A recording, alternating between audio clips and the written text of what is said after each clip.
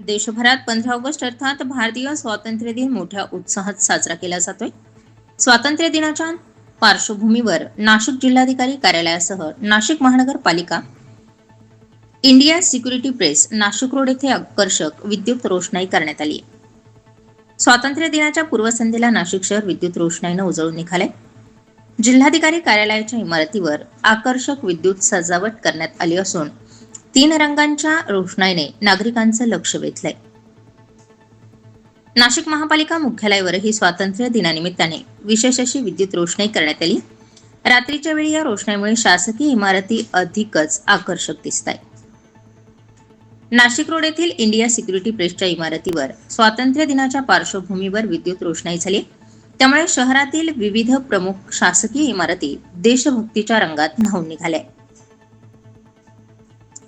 15 August रोजी सकाळी विविध शासकीय कार्यालयांमध्ये ध्वजारोहणाचे कार्यक्रम पार पडणार आहेत.